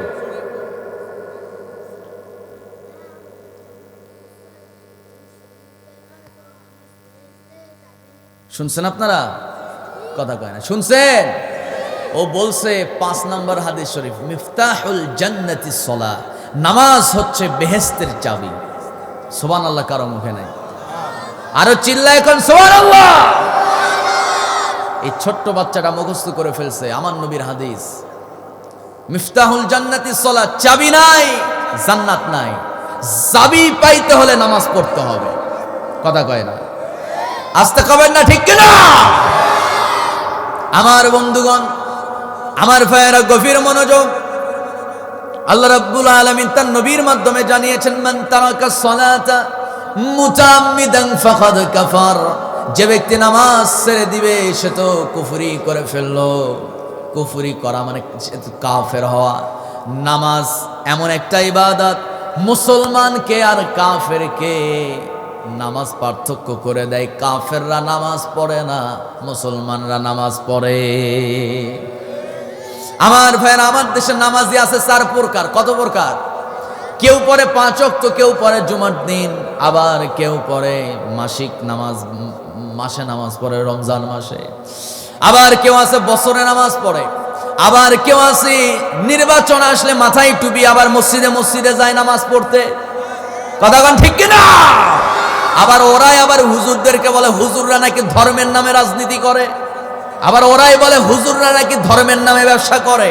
আমি বলি ধর্মের নামে তারাই ব্যবসা করে যারা নির্বাচনের সময় মাথায় টুপি লাগায়। যারা ঠিক বলবে না বুঝবো ওই গ্রুপ, যারা কোন ঠিক কিনা? আমরা নামাজি নেতৃত্ব চাই। আস্তে কয় ঠিক কিনা? আমরা নেতৃত্ব চাই ওই নেতার যেই নেতা নামাজ পড়ে। মমতাজের মতো পতিতাবৃত্তির কোন নারীকে পার্লামেন্টের চেয়ারে আর বসতে দেওয়া হবে না। তাহলে নামাজ হতে হবে, নামাজি হতে হবে 2 নাম্বারও নয়, 3 নাম্বারও নয়, 4 নাম্বারও নয়, হতে হবে 1 নাম্বার। কথা বলুন ঠিক কিনা? আমার বন্ধুগণ, নামাজি বন্ধু কখনো আপনার মুখে বিড়ি তুলে দিবে না। নামাজি বন্ধু কখনো বলবে না দোস্ত চল একটু সিনেমা দেখি, নতুন একটা সিনেমা আসছে শাকিব খানের। নামাজি বন্ধু কখনো বলবে না দোস্ত চল একটু তাসের আড্ডায় যায়, একটু ক্যারাম বোর্ড খেলি, একটু জুয়া খেলি। নামাজি বন্ধু কখনো বলবে না দোস্ত ওই যে দেখ জাহাঙ্গীরের বেটি যাইতাছে কেমনে। কথা কয় না? আস্তে কয় ঠিক কিনা? নামাজি বন্ধু কখনো বলবে না চল দোস্ত একটু পার্কে থেকে ঘুরে আসি, খুব সুন্দর সুন্দর মাইয়া দেখা যাবে। কথা কয় না, এরকম আছে? কথা কয় না, আছে না নাই? আমার ভাইয়েরা, হাসার জন্য বলি নাই। আমার মসজিদের পাশেই আছে প্রাইমারি একটা স্কুল। স্কুলের বারান্দায় দেখি 7 থেকে 8 বছর বয়সে একটা ছোট্ট বাচ্চা বিড়ি টানতেছে। জিজ্ঞেস করলাম, এই বিড়ি খাসকা? ধমক দিছি, চোখ তুলে আমার দিকে তাকায়া কয়েক সেকেন্ড পর বলতেছে, মাথায় এরকম একটা চুলের মধ্যে একটা টান দিয়ে বলছে টেনশন। বুঝতেছেন কথা? 6-7 বছর বয়স, ওর টেনশনের জন্য নাকি বিড়ি খাচ্ছে। তো আমার পাশে ছিল মসজিদ কমিটি একজন, বলতেছে যে দাঁড়া, তোর টেনশন বার করতেছি। ধরছে জুতা খুলে দাওয়া। সম্মানিত ভাইয়েরা, এরকম বিড়ি খাওয়া পোলাপান 6-7 বছর আছে না? কথা কয় না, আছে না নাই? এই সমাজকে পরিবর্তন করতে হলে বিকল্প কোনো রাস্তা নাই, কোরআনের রাস্তা ধরতে হবে। ঠিক কিনা? সন্তানকে কোরআন শিখাতে হবে। জোরে বলি ইনশাআল্লাহ, আরো জোরে বলি ইনশাআল্লাহ। মেয়ের বাপদেরকে কি বলবো? মেয়ের বাবাদেরকে ওয়াজ করে আর পরিবর্তন করা যাবে না। তো মেয়েকে বিয়ে দেওয়ার জন্য শুধু খোঁজে চাকরিওয়ালা, টাকাওয়ালা, ব্যবসাকার আছে। কথা কন না কেন? আছে না নাই? এই চাকরিওয়ালা, টাকাওয়ালা, ব্যবসায়িক ধনী জামাই খুঁজতে খুঁজতে দেখা যায় এমন এক চাকরিওয়ালা 16 বছরের মাইয়ার কপালে জোটে 44 বছরের চাকরিওয়ালা জামাই, তাও আবার কালাচান, মাথায় নাই চুল। কি চাচা আছে না? আছে বাবা? কি রুচির দুর্ভিক্ষ! অথচ আমার আল্লাহ বলছেন, ওয়ামুর আহলাকা বিসসালাতি ওয়াসতাবির আলাইহা লা নাসআলুকা রিজকান নাহনু নারযুকুক। ও বান্দা, পরিবারে যদি বউটা নামাজ পড়ে, কে নামাজ পড়ে? পরিবারে যদি বউ নামাজ পড়ে, সন্তানটাও যদি নামাজি হয়, বউ যদি নামাজি হয়, নিজেও যদি নামাজি হয়, আল্লাহর ওয়াদা কার? আল্লাহর ওয়াদা কি ওয়াদা? লা নাসআলুকা রিজকা। এখানে আলেমদের মিলন মেলা। সমস্ত আলেমদেরকে সামনে নিয়ে বলি, কথায় যদি ভুল থাকে ধরে দিবেন। আল্লাহ বলছেন লা নাসআলুকা রিজকা। ও বান্দা, পরিবারের সবাই যদি নামাজ পড়ে, ওই পরিবার কোনোদিন রিজিকের অভাবে পড়বে না। আর একটু জোরে কোন সুবহানাল্লাহ। আমাদের ফ্যামিলিতে অভাব আছে না নাই? কথা কয় না, আছে না নাই? হুজুর সাহেবের বেতন হলো মাত্র 6000 টাকা, কিন্তু হুজুর যেই জামা পরে বিরাট দামি জামা, আতর লাগায়, কাছে গেলেই সুঘ্রাণে ভরা। কথা কয় না? আর এলাকার সবচেয়ে বড় টাকাওয়ালা, ওর কাছে যাবেন গাঞ্জার গন্ধ। ঠিক কিনা? আমার বন্ধুগণ, আমার ভাইয়েরা, 1000 কোটি টাকা থাকলেও তার অভাব ফুরায় না। যার যত টাকা তার তত ঋণ। আমার বন্ধুগণ, আল্লাহ বলেন, বান্দা সব টেনশন দূর করে দেব। রিজিকের অভাব বলতে কি তুই বুঝতেই পারবি না যদি তোর বউটা নামাজ পড়ে, যদি বান্দা তোর সন্তানটা নামাজ পড়ে, যদি বান্দা তুমি নিজেও নামাজ পড়ো। কথাটা কার? আসতে কবেন না, কথা কার? আজকে যারাই জিজ্ঞেস করবেন, যদি জিজ্ঞেস করি ভাই কিস্তি কার কার আছে, হাত তোলেন, সবার হাত উঠবে। হ্যাঁ, যদি বলি কিস্তি কার কার পরিশোধ করা লাগে, মাসিক কিস্তি, দৈনন্দিন কিস্তি, সাপ্তাহিক কিস্তি আছে না নাই? কথা কোন, একটু জবাব দেন। আর মাত্র 5 মিনিট আছে। কিস্তি আছে না নাই? কিস্তি দিতে দিতে আমার বন্ধুগণ জীবন শেষ, জীবন তেনা ফেনা হয়ে যায়। অথচ আমার বন্ধুগণ, আল্লাহ বলেন, বান্দা সকল প্রকার সকল অভাব থেকে যদি বাঁচতে চাও, নামাজ ধরো। কি ধরো? নামাজ ধরো। মুরব্বী মানুষ কিস্তি নিয়া গরু কিনছে। কি কিনছে? কিস্তির টাকায় কিনছে গরু। এখন কিস্তিওয়ালা আসছে যে টাকা দেন, টাকা দিছে, প্রথম কিস্তি শেষ, পরের কিস্তি নিতে আসার আগে গরু গেছে মরে। বুঝছেন? কিস্তির টাকায় তোলা গরু, মুরব্বীর সেই গরু মরে গেছে। মরে যাওয়া গরু দাফন কাফন শেষ করার পর এখন ওই কিস্তিওয়ালা বাড়িতে আসছে, এসে বলতেছে, চাচা কোথায়? বাবা কিস্তি দাও। কিসের কিস্তি বাবা? কেন গরু নিলেন আমাদের কি বলে এজেন্সি থেকে টাকা নিয়ে? আপনি লোন চলে গরু কিনলেন, কিস্তি দিবেন না? গরু তো আমার মরছে, এখন কিসের কিস্তি? তো বলতেছে যে গরু মরছে তাই বলে কিস্তি দিবেন না? আপনার গরু মরছে আপনি ভালো জানেন, কিস্তি দেন। বাবা আমি যদি নিজে মারা যেতাম তাহলে কি নিতে আসতা? না, তাহলে গরু মরছে আমি মরছি। বুঝতেছেন কথা? মানুষের জীবন শেষ কিস্তি দিতে দিতে। সম্মানিত ভাই, কিস্তি যতটুকু সম্ভব না নেওয়ার চেষ্টা করবে, এটা থেকে বাঁচার চেষ্টা করবে। জোরে বলি ইনশাআল্লাহ। কি কয়, কোনো অসুবিধা নাকি? আলোচনা চালাবো? চলো জোরে বলি ইনশাআল্লাহ। সম্মানিত ভাইয়েরা, তাহলে মেয়ের বাপদেরকে বলবো, আপনার মেয়েকে সেই জামাইয়ের হাতে, সেই ছেলের হাতে মেয়েকে উঠায় দেন যেই ছেলেটা নামাজ পড়ে, যেই ছেলেটা কোরআন জানে, যেই ছেলেটার মুখে দাঁড়িয়ে আছে, ঠিক কিনা? কারণ আল্লাহ বলেন সন্তান না, যেই ছেলেটা নামাজ পড়ে, বউ নামাজ পড়ে, সন্তান নামাজ পড়ে, বান্দা ওই ফ্যামিলিতে কোনো রিজিকের অভাব নাই। কথা কার? আমার বন্ধুগণ, আমার নবীর একজন সাহাবী ছিল, নাম তার হযরত আলী। হযরত আলী জিহাদের ময়দানে গেছে, যুদ্ধ করতে করতে হঠাৎ করে শত্রু দলের একটা তীর এসে হযরত আলীর ডান পায়ে রানের মধ্যে ঢুকে গেছে। হযরত আলী রাদিয়াল্লাহু তাআলা আনহু সে অবস্থাতেও যুদ্ধ চালায় গেলেন। হঠাৎ করে চিন্তা করছেন, না না, এরকম চলতে থাকলে যুদ্ধের বিঘ্নতা সৃষ্টি হবে, তীরের মাথাটা ভেঙে ফেললেন। একটু পরে খবর আসলো মুসলমানরা যুদ্ধে বিজয় অর্জন করছে। হযরত আলী রাদিয়াল্লাহু তাআলা আনহু তিনি ফিরে গেলেন, যুদ্ধের ময়দানে বিজয় বেশে চলে গেলেন। চিকিৎসকদেরকে ডাকলেন চিকিৎসার জন্য, তীর বের করবে। কিন্তু তীর বের করবে, চিকিৎসক হাত দেয়, কিন্তু হযরত আলী চিৎকার মেরে ওঠে, প্রচণ্ড ব্যথা, তীর বের করতে দেয় না। আমার বন্ধুগণ, এক পর্যায়ে একদিন যায়, দুদিন যায়, তীর বের করতে দেয় না, পায়ের মধ্যে পুঁজ বের হওয়া শুরু হয়েছে। আমার নবী খবর পাওয়া মাত্র কিছু চিকিৎসক ডাকলেন, আর হযরত আলীকে বললেন, আলী তুমি নামাজে দাঁড়ায় যাও। চিকিৎসক আসছে, এই তথ্য নবী আলীকে বুঝতে দেয় নাই। আলী রাদিয়াল্লাহু তাআলা আনহু সুস্থতার জন্য, আল্লাহর কাছে সাহায্যের জন্য তিনি 2 রাকাত সালাতুল হাজতে দাঁড়ায় গেছে, ওযু বানায়া যেই না নামাজে দাঁড়িয়ে গেছে। আমার ভাইয়েরা, আমার বন্ধুগণ, সেই মুহূর্তে নবীজি চিকিৎসকদেরকে ডাকলেন, যেমনে খুশি, যেভাবে খুশি, আলীর প্রতি আমার এতটুকু বিশ্বাস আছে, নামাজরত অবস্থায় তোমরা তীর বের করবে, আমার আলী টের পাবে না। আমার ভাইয়েরা, হযরত আলী নামাজ পড়তেছে, এমত অবস্থায় তীর বের করা হলো, টের পেলেন না। নামাজ শেষ হয়ে গেল। হযরত আলী রাদিয়াল্লাহু তাআলা আনহু ডানে বামে সালাম ফিরে নবীর দিকে তাকায়। নবী মুস্কি মুস্কি হাসে। জিজ্ঞেস করলেন, নবী যে আপনি হাসেন কেন? আলী তুমি তোমার পায়ের দিকে তাকাও, দেখো তো তীরটা আছে নাকি। তাকায় দেখে তীর নাই, কিন্তু রক্ত ফেনকি দিয়া বের হয়, পুঁজ বের হয়। হযরত আলী পায়ের দিকে তাকানো মাত্র ভিতর থেকে আনন্দে কেঁদে উঠেছেন, চোখ দিয়া পানি ঝরতেছে। এমত অবস্থায় চিৎকার মেরে মেরে বলেন, আল্লাহি রাব্বুল কাবা, কাবার রবের কসম করে বলি, ইয়া রাসূলুল্লাহি, নামাজরত অবস্থায় একটা মশা কামড় দিলে কি যন্ত্রণা হয়, তীর বের করা হয়েছে, ওই যন্ত্রণাটুকু আমি অনুভব করি নাই। আমার ভাইয়েরা, আমার বন্ধুগণ, আমার নবী আলীর প্রতি ওই যে একটা সুধারণা শুরু হয়েছে। একদিন আলীকে ডাকলেন, আলী আমি আমার মেয়ের সঙ্গে তোমার সঙ্গে বিয়ে দিতে চাই।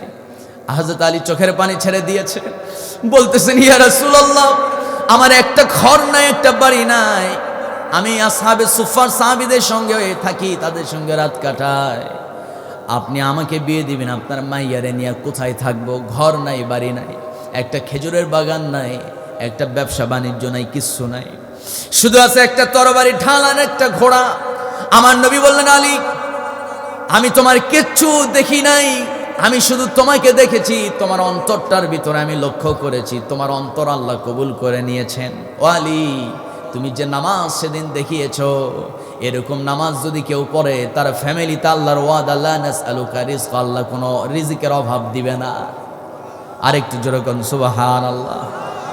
টাকাওয়ালা জামাই দেখা বিয়া দিবেন, ওই জামাই কয়েকদিন পর নেশা খায়া মাতাল হয়ে আপনার মেয়েকে চর থাপ্পড় লাগায় বলবে, তাড়াতাড়ি একটা মোটর সাইকেল নিয়ে আয়। কথা কয় না, আস্তে কবেন না, ঠিক কিনা? অনেকে ঠিকই কয় না, মানে যৌতুক নিচে যে একটা মোটর সাইকেল কি আছে না হুজুর? রাগ করলেন নাকি আবার? আমার ভাইয়েরা, তাহলে মানুষ জাহান্নামে যাবে, 1 নম্বরের কারণ হলো ক্বালু লাম নাকু মিনাল মুসাল্লিন, নামাজ না পড়ার কারণে 2 নম্বরে মানুষ জাহান্নামে যাবে। তার কারণ আল্লাহ বলছেন ওয়ালাম নাকু নুতঈমুল মিসকিন। জোরে বলুন আল্লাহু আকবার। মানুষ জাহান্নামে যাবে 2 নম্বর কারণ হলো মিসকিনকে খাবার না দেওয়ার অপরাধে মানুষ জাহান্নামে চলে যাবে। আমরা মিসকিনকে খাবার দেব কি দেব না? আপনি যদি মিসকিনকে দেন, আপনাকে যিনি দিবে হাত তুলে বলুন তিনি কে? হাত তুলে না মানে দিবেন না আপনারা, তাই না? হাত উঠায় বলেন আমরা যদি মিসকিনকে দেই আমাগো দিবে কে? হাত নামান আমার বন্ধুগণ, আমার ভাইয়েরা। আল্লাহর একজন পয়গম্বর ছিল, নাম তার সুলাইমান। শুধু জিনের ভাষা বুঝতো না, না না, পৃথিবীতে যত মাখলুক আছে প্রত্যেকটা প্রাণীর ভাষা তিনি বুঝতেন। সেই সুলাইমান নবীর কাছে আসছে একটা পাখি, এসে নালিশ দিতেছে, আল্লাহর পয়গম্বর আপনার কাছে একটা বিচার দিতে আসছি। কি বিচার? আমি আল্লাহর এক গোলাম, আপনার এই খেলাফতের এরিয়ায় জনপদের একজন যুবকের বাড়ির আঙ্গিনায় বিরাট একটা গাছ আছে, ওই গাছের ডালে আমি একটা বাড়ি বানিয়েছি। আমার বাসায় আমি ডিম পাড়ি, বাচ্চা ফুটাতে পারি না, বাড়িওয়ালা ডিম পেরে ভেজে খেয়ে ফেলে। আমার বন্ধুগণ, সুলাইমান নবী 2 জন প্রহরী পাঠালেন, সাবধান করলেন আর ডিম পাড়াবা না, এবার যদি ডিম পাড়ো তাহলে তোমার হাত পা ভেঙে গুঁড়ো করে ফেলবো। বাড়িওয়ালা সাবধান হয়ে গেছে। মাসখানেক যাওয়ার পর বাড়িওয়ালা টের পেয়েছে যে গাছে ডিম পারছে, আবার গাছে চড়ছে, আবার ডিম পেরে ভেজে খেয়ে ফেলছে পাখি। সন্ধ্যাবেলা নিরে এসে দেখে ডিম নাই, বাসা আছে। সুলাইমান নবীর কাছে গেছে, ও নবী কি বিচার করলেন? আবার তো ওই বাড়িওয়ালা ডিম নিয়ে গেছে। সুলাইমান আলাইহিস সালাম এবার কোনো মানুষকে দায়িত্ব দিলেন না, 2টো জিনকে ডাকলেন, শোনো তোমাদের দায়িত্ব হলো এই পাখির বাসা তোমরা পাহারা দেবে। যতদিন ওই ডিম থেকে বাচ্চা না ফুটছে, ওই বাচ্চা যতদিন উঠতে না শিখছে, ততদিন তোমরা এই দায়িত্বে নিয়োজিত থাকবে, পাহারা দেবে। যদি দেখো লোকটা আবার উঠছে গাছে, ডিম পাড়তেছে, জোরে ধাক্কা মারবা যেন হাত পা ভেঙে গুঁড়ো হয়ে যায়। 2টা জিন চলে গেছে পাহারায় নিয়োজিত। বেশ কিছুদিন পর ওই পাখি আবার ডিম পারছে। বাড়িওয়ালা জানতে পারছে গাছে ওঠা শুরু, ডিম পারবে। এমন মুহূর্তে বাড়ির দরজায় ওপার থেকে কে জানি ঠক ঠক ঠক ঠক করে আওয়াজ করে। কে হে বাড়ি থেকে ওপাশ থেকে আওয়াজ করে আমার দরজায়? বৃদ্ধা একজন মহিলা কাপা কাপা কণ্ঠে বলতেছে, যুবক আমি বড় অসহায়, দয়া করে একটু সাহায্য করো। বৃদ্ধা মহিলার কণ্ঠ, ওই যুবকের দিলের মধ্যে মায়া সৃষ্টি হয়ে গেল, দয়া সৃষ্টি হয়ে গেল। গাছ থেকে নামলেন, ডিম পাড়া বাদ দিয়া দরজা খুললেন, তাকায় দেখেন বৃদ্ধা মহিলা সাধারণ কোনো মহিলা না, একেবারে লড়বড়ে অবস্থা। ওই মহিলাকে বলছেন, মা কি সমস্যা বলুন। বৃদ্ধা মহিলা চোখের পানি ছেড়ে দিয়ে বলতেছে, বাবা 2 দিন হয়ে গেছে কিছু খাই নাই রে বাবা। আমার 2টা ছেলে আছে, আমার স্বামী অনেক দিন আগেই দুনিয়া থেকে বিদায় নিয়েছে। 2টা ছেলে আছে, হাঁটতে পারে না, পা 2টা খোড়া। ও বাবা, ও হে যুবক, দয়া করে একটু কিছু খাবার দাও, একটু সাহায্য করো। যুবক করছে কি, ভিতরে গেছে, বউকে ডেকে বলতেছে, বউ ভুনা গরুর ভুনা খাসির মাংস আছে তো? হ্যাঁ আছে, দাও ভুনা খাসির মাংস আর কিছু রুটি, 5 টুকরো রুটি হাতের ভিতরে নিয়ে বৃদ্ধা মহিলার হাতে দিয়ে দিলেন। আর একটা স্বর্ণ মুদ্রা, একটা ছোট্ট থলে বৃদ্ধার মহিলার হাতে দিলেন। দিয়ে বলছেন, মহিলা এই স্বর্ণগুলো তোমার প্রয়োজন মিটাবে, আর এখানে গোস্ত আছে, খাসির গোস্ত আছে, আর 5 টুকরো রুটি দিয়েছি, আল্লাহর নামে খাও, আল্লাহর শুকরিয়া আদায় করো। বৃদ্ধা মহিলাকে পাঠায় দিয়েছে। ওই যে পূর্বের নেশা, গাছে চড়ছে, আবার ডিম পারছে, ভেজে খেয়ে ফেলছে। সন্ধ্যা হয়ে গেছে, পাখি নিরে এসে বাসায় এসে দেখে বাসা আছে, ডিম নাই। এবার সুলাইমান নবীর কাছে গেছে। সুলাইমান নবীকে বলতেছে, আল্লাহর পয়গম্বর সুলাইমান নবী, আজকে আসছি বিচার দেওয়ার জন্য না, আজকে আসছি সাবধান করার জন্য। কি সাবধান করবা? 2বার আসছি, বিচার করেন নাই। আপনি যদি ন্যায় বিচার করতে না পারেন, আল্লাহর কাছ থেকে আপনি দায়িত্ব থেকে অব্যাহতি নেন। আপনি যে আমার বিচার করতে পারেন নাই, আমি তো আগে জানলে অন্য জায়গায় আমি বাড়ি বানাতাম, অন্য জায়গায় বাসা বানাতাম, কিন্তু আপনি দায়িত্ব নিয়েছেন বিদায় বাসা চেঞ্জ করি নাই, ওখানেই ডিম পারলাম, কিন্তু আবার তো ডিম নিয়ে গেছে। আমি অবশ্য আল্লাহর কাছে আপনার বিরুদ্ধে নালিশ করব। সুলাইমান নবী হতভম্ব হয়ে গেলেন। ঘটনা কি, 2টা জিন পাঠালাম, তারপরও এরকম অবস্থা কেন? 2টা জিনকে তলব করলেন, ডাকলেন। জিন 2টা কাঁপতে কাঁপতে এসে বলতেছে, আল্লাহর পয়গম্বর আমরা সেখানে দায়িত্বরত ছিলাম, দায়িত্বে ছিলাম, লোকটাকে ধাক্কা মারবো এমন মুহূর্তে দেখি জমিনে পা আকাশে মাথা, এরকম বিশাল আকৃতির 2টা প্রাণী দেখলাম। হাতে তাদের আছে বিরাট মুগুর, লোকটাকে ধাক্কা মারতে দেরি হবে, ওরা ধরতে দেরি, আমাদের মাথায় আঘাত করতে দেরি হবে না। ভীত সন্ত্রস্ত হয় সেখান থেকে আমরা শুনে আসলাম, তারে আর আঘাত করি নাই, তারা আর ধরি নাই, ধাক্কা মারি নাই। হযরত সুলাইমান নবী জিবরাইল আলাইহিস সালাম কি জিজ্ঞেস করলেন, ও জিবরাইল ঘটনা কি, আমি জানতে চাই। জিবরাইল আলাইহিস সালাম বললেন, ও আল্লাহর পয়গম্বর, আপনার ওই দুইটা জিন তাকে ধাক্কা মারবে, কিন্তু ওই লোকটা উঠতে গেছে এমন মুহূর্তে ওই লোকটা ডিম পারবে তার পূর্বে বৃদ্ধা মহিলাকে এমনভাবে সাহায্য করেছে, সহযোগিতা করেছে, আল্লাহর আরশ তার উপরে খুশি হয়ে গেছে। যখন নাকি মিসকিনকে সাহায্য করেছে, সঙ্গে সঙ্গে আল্লাহ রাব্বুল আলামিন ওই যুবকের জানমালের নিরাপত্তার জন্য আল্লাহ তাআলা দুজন ফেরেশতাকে দায়িত্ব দিয়েছিলেন। যেরকম সুবহানাল্লাহ। গরিব মিসকিনকে দান করবেন, আল্লাহর পথে খরচ করবেন, আপনার জানমালের নিরাপত্তার জন্য দায়িত্ব নিবে কে? এত আস্তে করছেন আল্লাহরে খুশি করার জন্য, অন্তত বলুন দায়িত্ব নিবে কে? এজন্য আমরা খরচ করবো তো ইনশাআল্লাহ। আরো জোরে বলি ইনশাআল্লাহ।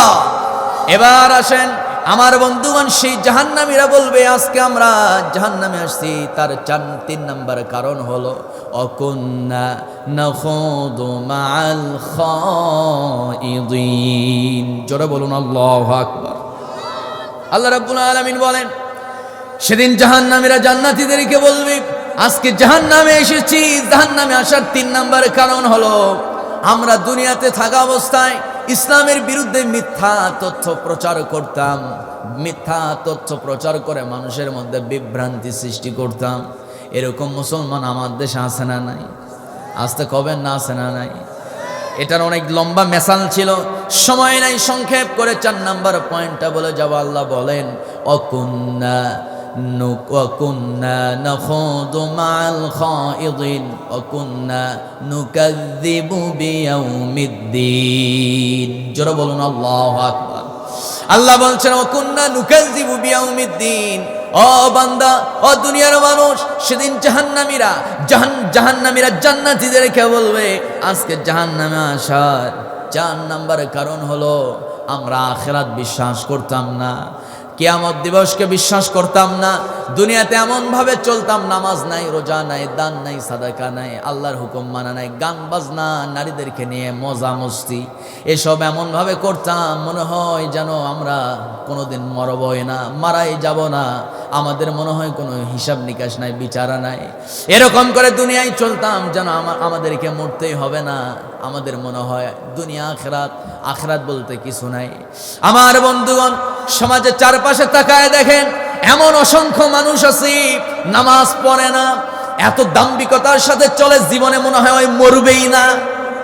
কথা কয় না, জোরাগান ঠিক কিনা? বিরাট বড় হাজী সাহেব হজ করে আসছে, মসজিদে ছোট বাচ্চাগুলো একটু দুষ্টামি করছে, সালাম ফিরতে দেরি, দুষ্টামি করিস কেন, এমন বকা মারছে, ও 1 মাস মসজিদে আসা বন্ধ করছে। আছে না নাই?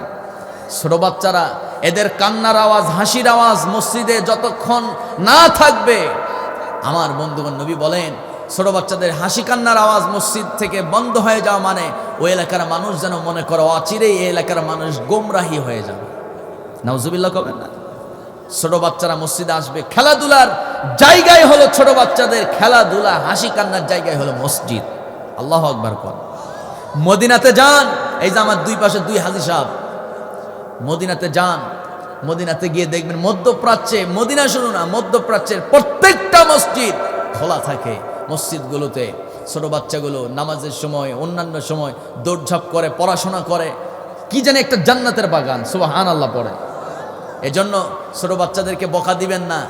মুরব্বী বাবাজিদেরকে বলবো, বকা দিয়েছেন জীবনে বহু, কিন্তু কয়দিন আপনি ছোট বাচ্চাদেরকে একটা চকলেট দিয়েছেন, বেটা নাতি তুই আসছিস নামাজ পড়তে, ধর একটা চকলেট খা, দিছেন কোনোদিন? কথা কয় না, কথা বল, দিছে?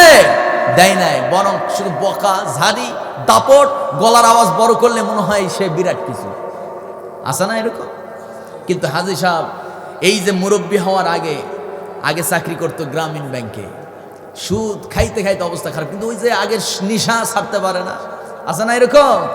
যুবক গেছে, চাচা খুব বেকায়দায় আছে, 1000 টাকা একটু দিতে পারবেন কিনা, কিন্তু শর্ট, নিজেই চলতে পারি না, আসছে টাকা নিতে, জারি মাইরা ওরে পাঠায় দিছে। একটু পর আইসা বলতেছে, চাচা আপনি ছাড়া কোনো গতি নাই, আজকে আপনি 1000 দিবেন, শনিবার আজকে, মঙ্গলবারে ফেরত দেব, মঙ্গলবারে আপনি আরো 300 পাবেন, 1300। যুবকের কথা শুনে মুরব্বী চাচা আস্ত ভুরু কুসকায়া বলতেছে, আসলে ঘটনা কি, আমার কাছে আসলেই বাবার টাকা নাই, এই যে তসবি হাতে দেখতেছিস তো, সব মিথ্যা কথা আমি বলি না বাবা, যা জীবনে মিথ্যা বলছে এখন আর বলি না। ঘটনা হলো তোর চাষির কাছে সম্ভবত টাকা থাকতে পারে, চল একটু বাড়িতে চল, কষ্ট করে দেখি তোর ভাগ্যে কি আছে। বাড়িতে গেছে, মোকলেসের মা দরজাটা খুলতে, একটু ভিতরে গিয়া 1000 টাকার একটা করকরা নোট আইন না যুবকের হাতে দিয়ে বলতেছে, আরো লাগলে আরো নিস, জবানটা ঠিক রাখিস। কোন আছে না না এরকম? সম্মানিত ভাইয়েরা, আল্লাহ সকল প্রকার খারাপ কাজ, হারাম কাজ থেকে আমাদেরকে হেফাজত করুন।